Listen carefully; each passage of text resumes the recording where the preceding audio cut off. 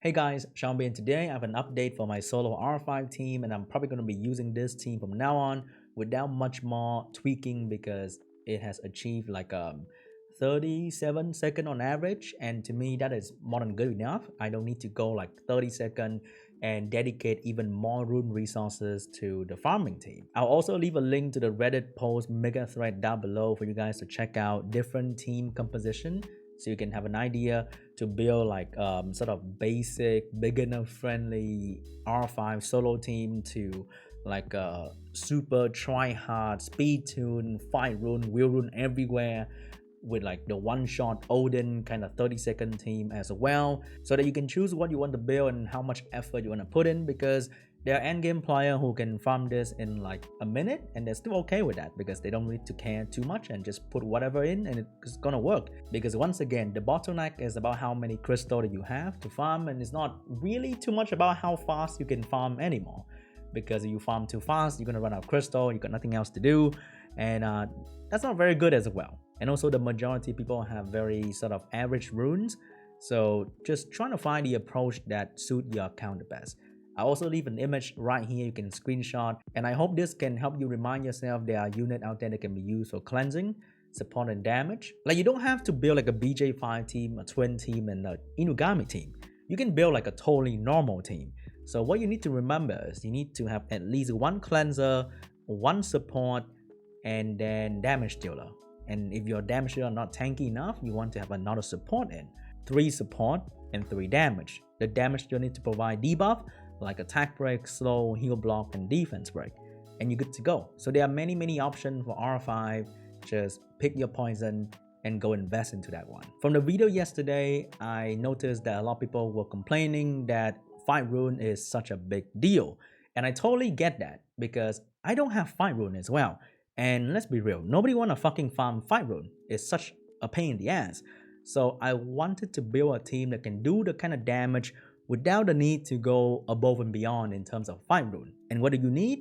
You need branding. And who's the most consistent brander in the game? An LD Nat 5. An underrated LD Nat 5 though. So congratulations, whoever has Cadus, you have one of the best, or if not the best, raid 5 unit in the game right now. He used to be the best, and then BJ5 came out and then he was forgotten.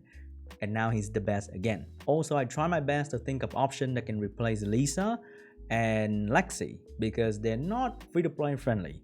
You can have a homunculus win, you can buy Asia from guild shop, you can buy a Hua from guild shop. The twins are not free-to-play friendly, but the 4-star event, a lot of people choose twin anyway, so most likely you're gonna have the twin setup. But the other option, you can kinda buy them from the guild shop. The only non-free-to-play, super free-to-play friendly option is the Freya. I hope you have her.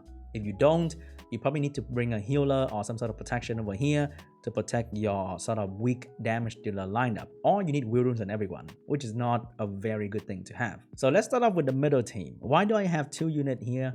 Because I want them to put out branding. This guy for the first phase and this guy for the second phase. So this guy is on wheel rune because I don't want to get slow debuff that might mess up my turn order, and just tanky HP defense rune all around. Nothing really crazy or fancy. Just make sure that he survives. I think he's over tanking already because I don't really need him in a second phase either. But yeah, just, you know, HP and defense rune. Make sure he survives to put up branding and you're good to go. Second skill can brand, third skill can brand. You don't need max skill because he only needs to use his skill twice. So max skill doesn't make any difference.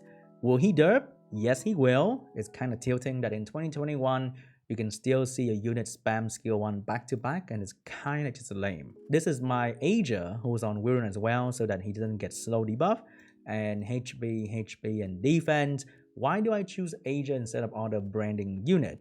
I noticed that sometimes my team will fail. I don't want that to happen. And the team will fail because I don't do enough damage, because my runes are kind of hot garbage, and I know a lot of you guys are as well. I don't have fight runes. So this guy can push back the boss attack bar and potentially save my team. So there are 2 things that he will do. He will either brand, which will give me more damage, which will make my run succeed, or he can make my run safe by push back the boss attack bar. Can he derp? He will as well.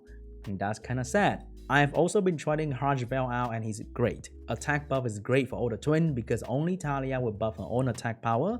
So if you have this guy, you don't want to build a homunculus because I know, I don't want to build homunculus myself too, but hey, I don't need the water one for farming right now, so might as well try the option. You can use him, attack buff is great, branding is great, AI not so good. So you can run this guy on the front to replace the yellow boy and you're good to go. I have my Kali on Fatal Wheel, attack, crit damage and attack.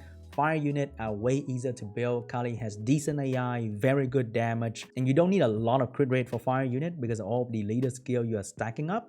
So building fire unit for damage still be good, and that's why I'm using Shina and not the wind version. But the wind version can potentially do more damage depending on what you have. I just build Shina because she's convenient. And then the water twin is on one wheel set once again to not get the debuff from the boss. The accuracy set doesn't matter.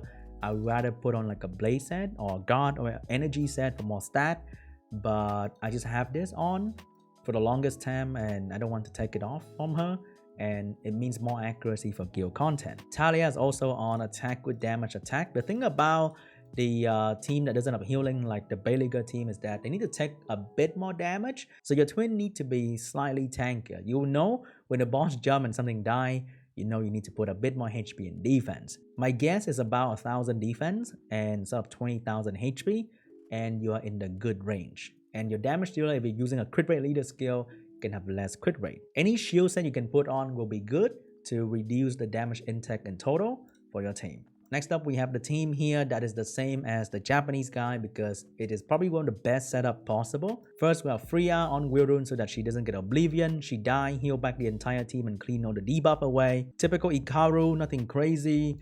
And typical Dragon's Vert, nothing crazy here, just attack with damage attack.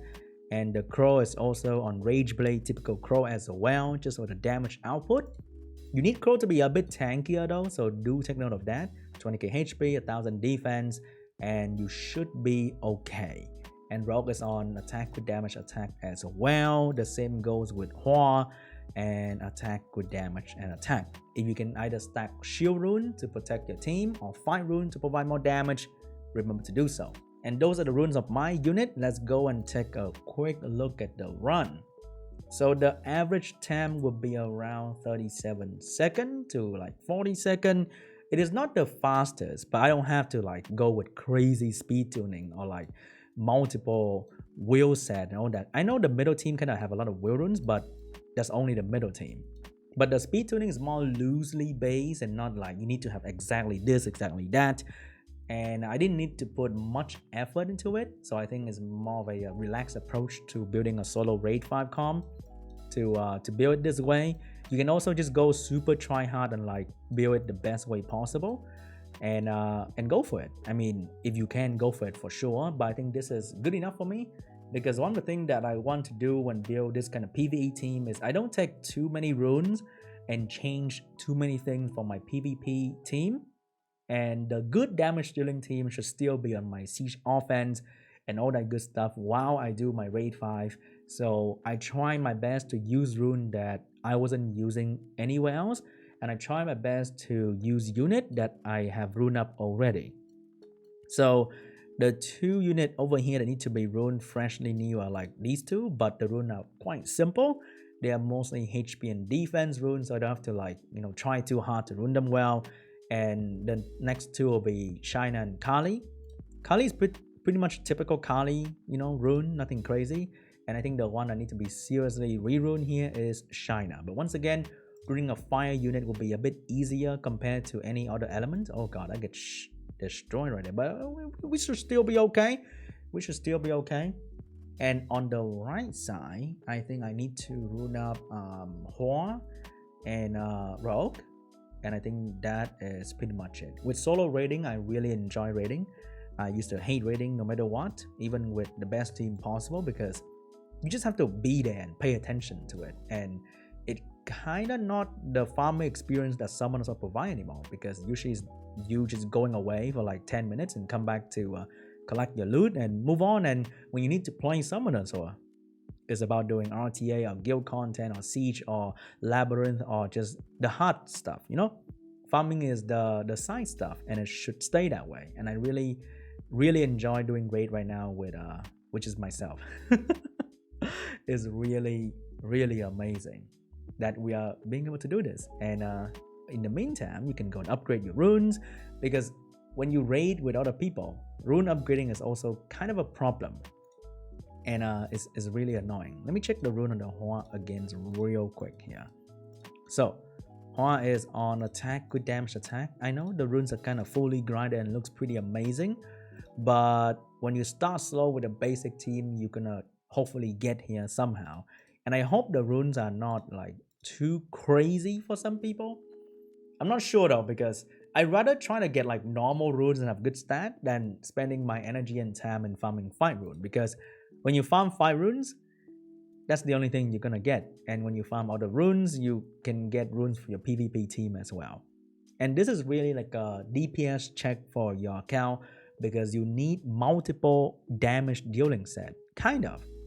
If you can speed tune your stuff really well and you focus on one insane set on like an Odin to do like 90,000 damage for that one hit, then that's a different story. But if you have a lot of like sort of a semi-efficient rune lying around, then you can build multiple damage dealer.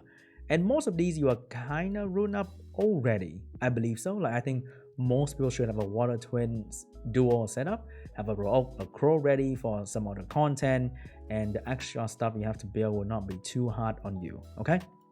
Because when I look at this, I want to make it some more relaxed, more dummy, noob friendly kind of vibe, and not like, you know, just too crazy. And this is the team I end up with, and I've been using this team for the entire afternoon. Pretty solid. I think I lost like once or twice because RNG sometimes it's just gonna decide that you're gonna lose today, and defense break will not land, branding will get missed, and nothing gets done. But for now, it's pretty good, and I really enjoy using it. And I hope that you can use the team as well. Feel free to share your team idea down in the comment section below. Really appreciate more input, as well as checking out other people's team. Big shout out to the big brainer in the community out there to build like just insane team. But for now, I'm happy with this. And that's pretty much me for today. This is my progression and team building in a day. Might change my mind a week, a month, who knows. But that's it for me from now. Thank you so much for watching, and hope you guys enjoyed the video. I'll see you guys in the next one. Bye.